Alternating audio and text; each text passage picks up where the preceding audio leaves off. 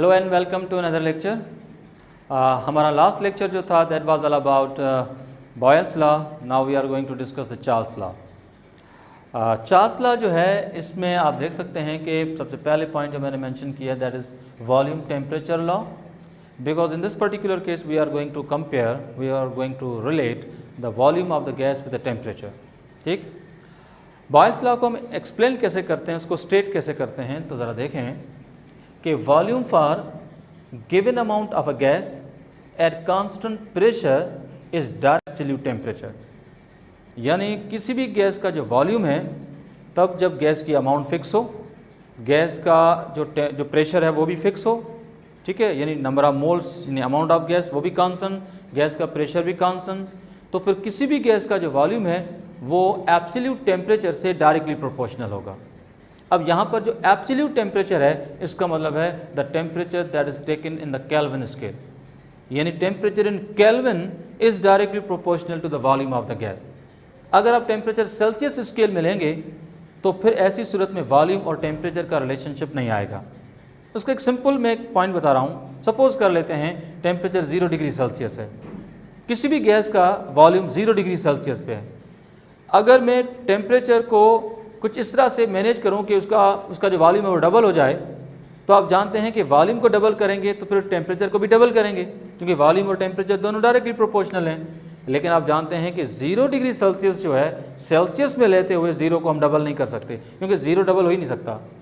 ठीक है, तो this is what I am trying to say कि चार्ल्स क्या कहता है, वो कहता है कि volume of the gas is directly proportional, but it is directly proportional to the किससे, एब्सोल्यूट टेम्परेचर से। और एब्सोल्यूट टेम्परेचर का मतलब है the temperature which is taken in Kelvin scale. ठीक है, चलते हैं आगे। अब जो मैथमेटिकल फॉर्म है इस स्टेटमेंट का वो यूं है कि भाई वॉल्यूम जो कि डायरेक्टली प्रोपोर्शनल है टेम्परेचर के, तब जब आप देख सकते हैं कि नंबर ऑफ मोल्स कांस्टेंट हैं और प्रेशर जो है ये दोनों फैक्टर क्या है, कांस्टेंट है। अगर हम प्रोपोर्शनलिटी को रिमूव करें तो we can write like V equals to KT, यहाँ पर K प्रोपोर्शनलिटी कांस्टेंट है, और फिर पूरी इक्वेशन को कांस्टेंट के इक्वल लिखें तो फिर आप जानते हैं कि K will be equal to V upon T। तो K जो कांस्टेंट है जो कि V अपॉन T है, तो V अपॉन T एक रेशो है जो कि वॉल्यूम का और टेम्परेचर का। अब क्योंकि रेशो K के इक्वल है और K कांस्टेंट है, तो इस वजह से हम ये भी कह सकते हैं, आप देख सकते हैं कि volume to temperature ratio is constant. Volume to temperature जो रेशो है वो क्या होता है, कांस्टेंट। इसके पीछे एक सिंपल सी स्टोरी है, वो क्या है ज़रा ध्यान से सुनो। न्यूमरेटर और डिनोमिनेटर, जब दोनों फैक्टर न्यूमरेटर और डिनोमिनेटर जब आपस में डायरेक्टली प्रोपोर्शनल हों तो ऐसी सूरत में उसका रेशियो हमेशा कांस्टेंट होगा। इसकी सिंपल वजह यह है कि जब आप टेम्परेचर को बढ़ाएंगे तो उस हिसाब से वॉल्यूम भी बढ़ेगा, तो इस वजह से रेशियो जो होगा V to T का that will always remain constant. ठीक, वेल, तो क्योंकि हम जानते हैं कि रेशियो कांस्टेंट है तो चाहे वो रेशियो इनिशियल हो लाइकवाइज V1 अपॉन T1, चाहे रेशियो फाइनल हो, ठीक है, वो तो K के इक्वल होगा। तो अल्टीमेटली हम कह सकते हैं कि V1 upon T1 is equal to V2 upon T2। तो इसी फॉर्मूले को लेकर हम चार्ल्स लॉ से रिलेटेड जितने न्यूमेरिकल्स होंगे उसको हम सॉल्व करेंगे। तो ये हमारा टॉपिक नेक्स्ट होगा जिसमें हम इसके न्यूमेरिकल पे बात करेंगे। तो चलो अब डिस्कस कर लेते हैं कि चार्ल्स लॉ में जो वॉल्यूम और टेम्परेचर का जो रिलेशनशिप है उसको ग्राफ के थ्रू कैसे सीखें। तो मैंने यहाँ पर एक रफ स्केच डायग्राम बना लिया regarding to the graph.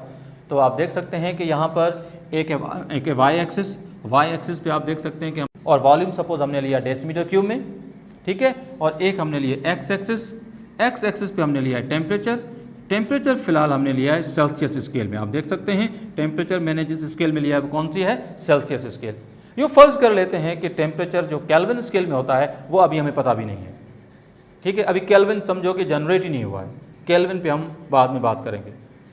Well, तो अब एक बात और भी सुने कि ये जो पॉइंट ऑफ ओरिजिन है एक्स एक्सिस इस तरफ पॉजिटिव में है और एक्स एक्सिस का ये पोर्शन जो है या ये कोऑर्डिनेट जो ये नेगेटिव में है, यानी टेम्परेचर इस पॉइंट से इस तरफ आएगा तो वो प्लस में रहेगा और टेम्परेचर यहाँ से आगे जाएगा तो वो नेगेटिव में चला जाएगा। क्योंकि टेम्परेचर हमने सेल्सियस में लिया है तो सेल्सियस का टेम्परेचर पॉजिटिव में भी ले सकते हैं और उसकी वैल्यू नेगेटिव भी हो सकती है, जो भी पॉसिबल हो।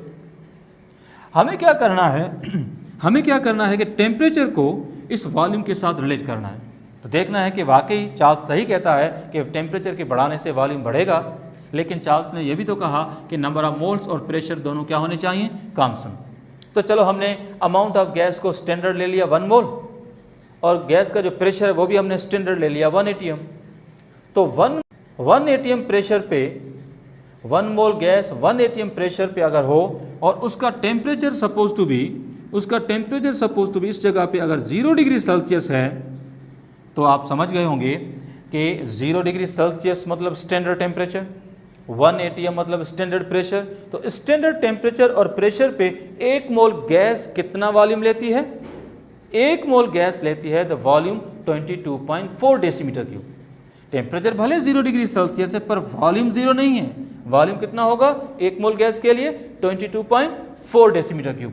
तो ये वैल्यू जो है वो वैल्यू इस जगह पे सपोज टू बी ये वो जगह है जहाँ पर वॉल्यूम है 22.4 डेसीमीटर क्यूब। हमने देखा कि जब टेम्परेचर सेल्सियस का 0 है तो वॉल्यूम जो है वो 0 नहीं है। तो इसका इनडायरेक्ट मतलब क्या है? इसका इनडायरेक्ट मतलब है कि वॉल्यूम और टेम्परेचर सेल्सियस स्केल में होंगे तो आपस में डायरेक्टली प्रोपोर्शनल नहीं होंगे। प्रोपोर्शनल होते तो फिर टेम्परेचर 0 होता, तो फिर आप जानते हैं कि वॉल्यूम भी क्या होता? 0 होता। टेम्परेचर तो 0 डिग्री सेल्सियस है लेकिन वॉल्यूम यहाँ पर 0 नहीं है, तो टेम्परेचर सेल्सियस में और वॉल्यूम आपस में डायरेक्टली प्रोपोर्शनल नहीं है। ठीक, वेल तो चलो भाई अब आगे क्या करें? आगे सपोज मैं आपसे ये कहूँ कि टेम्परेचर 0 था, अब मैं टेम्परेचर को उसको ग्रेजुअली बढ़ा रहा हूँ। अगर मैं टेम्परेचर को बढ़ाता जाऊंगा तो आप जानते हैं कि वॉल्यूम जो है उसकी लाइन आहिस्ता आहिस्ता ऊपर जाएगी, मतलब टेम्परेचर के बढ़ाने से वॉल्यूम बढ़ेगा। नो डाउट टेम्परेचर के बढ़ाने से वॉल्यूम बढ़ रहा है, लेकिन प्रॉब्लम यह है कि जब टेम्परेचर 0 था तब वॉल्यूम 0 नहीं था, तभी हम कहते हैं कि वॉल्यूम और टेम्परेचर सेल्सियस का आपस में डायरेक्टली प्रोपोर्शनल नहीं है। ठीक, नंबर 1, अगर हम इस वॉल्यूम की लाइन को, ये जो वॉल्यूम की लाइन जो कि यहाँ पर 22.4 पे है, अगर इस वॉल्यूम की लाइन को आगे एक्स्ट्रापोलेट करें, अगर इसको आगे एक्सटेंड करें और ये वॉल्यूम की लाइन आगे चलती जाए और जाके एक्स एक्सिस को टच करे सपोज इस जगह पे, तो आप समझ गए होंगे कि वॉल्यूम जो है वो डिक्रीज होता गया। अल्टीमेटली जब वॉल्यूम की लाइन ने एक्स एक्सिस को टच किया तो यहाँ पर suppose to be, not in real but suppose to be, किसी भी गैस का वॉल्यूम सब वो हो गया है 0 डेसीमीटर क्यूब, क्योंकि वॉल्यूम की लाइन ने एक्स एक्सिस को टच किया तो यहाँ पर वॉल्यूम क्या हो गया? 0।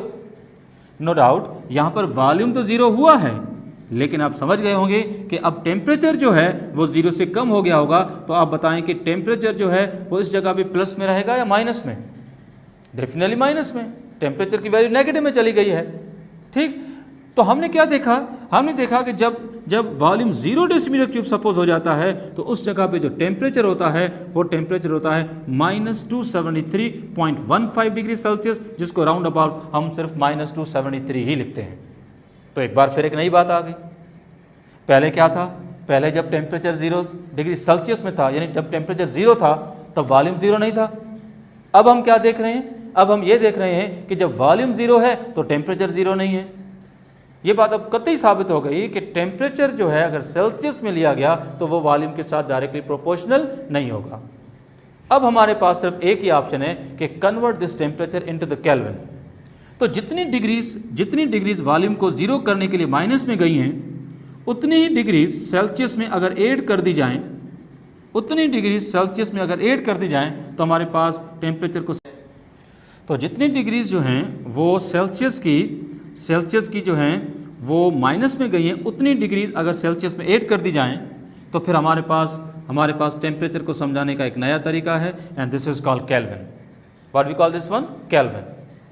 अब हम अगर सेल्सियस की वैल्यू को, जो कि यहाँ पर -273 अगर वो लिख दें और फार्मूले का 273 ऐड कर दें, तो आप जानते हैं कि प्लस का 273 माइनस का 273 ये दोनों आपस में क्या हो जाएंगे? कैंसिल हो जाएंगे। तो फिर केल्विन जो है उसकी वैल्यू आप देख सकते हैं क्या आई है? 0।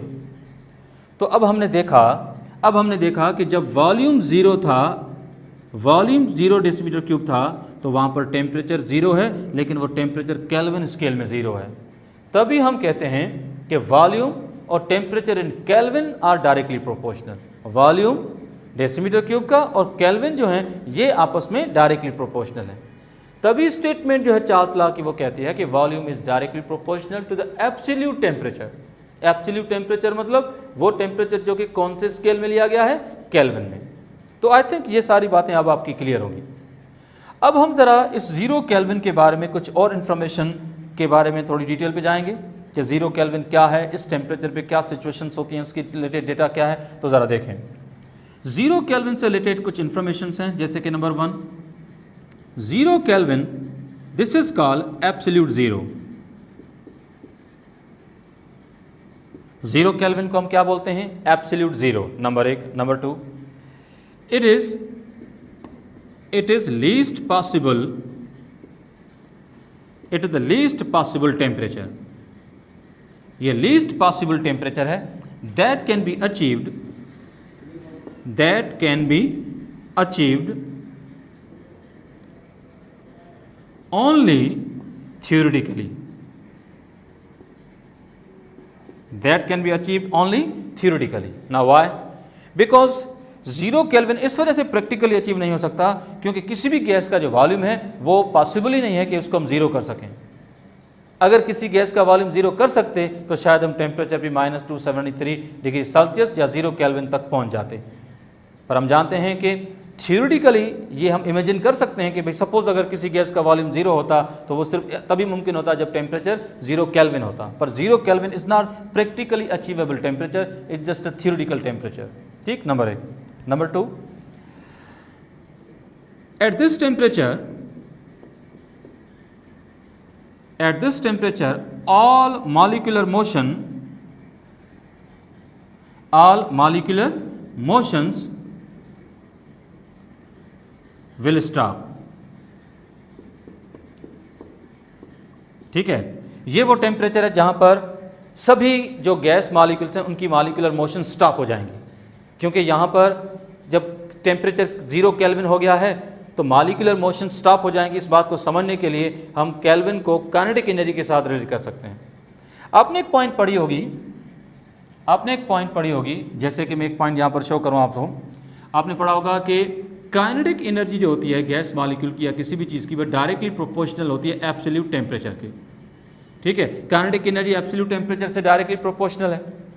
जब काइनेटिक एनर्जी एब्सोल्यूट टेम्परेचर से डायरेक्टली प्रोपोर्शनल है तो एब्सोल्यूट टेम्परेचर आप देख सकते हैं कि यहाँ पर 0 केल्विन हो गया है। जब एब्सोल्यूट टेम्परेचर 0 केल्विन हो गया है तो वहाँ पर काइनेटिक एनर्जी क्या हो गई होगी? 0 हो गई होगी।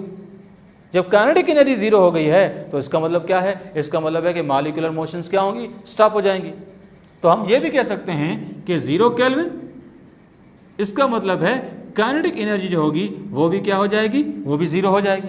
जब 0 केल्विन है तो काइनेटिक एनर्जी भी क्या होगी? 0 होगी, क्योंकि वहां पर कोई भी मॉलिक्यूलर मोशन जो है पॉसिबल ही नहीं है। लेकिन याद रखें कि बिफोर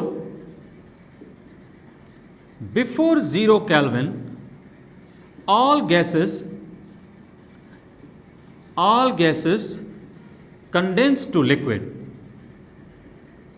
यानी 0 केल्विन तक पहुंचने से पहले ही दुनिया में जितनी भी रियल गैसेस हैं they all condense to liquid, वो सब की सब कंडेंस हो जाती हैं और लिक्विड हो जाती हैं। इसकी वजह यह है कि जैसे जैसे हम डिफरेंट गैसेस का टेम्परेचर हम कम करते जाते हैं उनकी kinetic energy Aahista Aahista drop हो जाती है। काइनेटिक एनर्जी की ड्रॉप होने से मॉलिक्यूलर मोशन स्टॉप होने लगती हैं। मॉलिक्यूलर मोशन के स्लो होने से क्या होता है कि मॉलिक्यूल आहिस्ता आहिस्ता एक दूसरे के क्लोज होते हैं। जब क्लोज होते हैं तो ऐसी सूरत में अट्रैक्शन बढ़ती है, अट्रैक्शन बढ़ती है तो स्टेट भी चेंज होती है, गैस टर्न हो जाती है किसमें? लिक्विड में। गैस किस में टर्न हो जाती है? लिक्विड में। तो ये सारी बातें हैं जो आपको याद रखनी है कि एब्सोल्यूट जीरो क्या है, लीस्ट पॉसिबल टेम्परेचर क्या है, और इस पर्टिकुलर टेम्परेचर पे सारी मॉलिक्यूलर मोशन स्टॉप हो जाती हैं, ये बात क्या है। ठीक है, और इसी के साथ साथ हमने ये भी सीखा कि ये वो टेम्परेचर है जहाँ पर काइनेटिक एनर्जी भी जीरो हो गई, क्योंकि 0 केल्विन पे काइनेटिक एनर्जी होगी वो भी जीरो हो जाएगी। और ये बात कतई याद रखनी है कि 0 केल्विन तक पहुँचने से पहले ही 0 केल्विन तक पहुंचने से पहले ही दुनिया की जितनी भी गैसेस हैं वो सारी की सारी गैसेस जो होती हैं वो क्या हो जाती हैं? लिक्विफाई हो जाती हैं।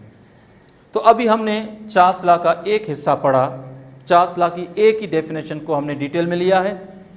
हमारा नेक्स्ट लेक्चर जो होगा उसमें हम चार्ल्स लॉ की सेकंड स्टेटमेंट पे जाएंगे और उसी के साथ साथ उसके न्यूमेरिकल भी पढ़ेंगे। तो that's it for now, thank you, Allah हाफ़िज़।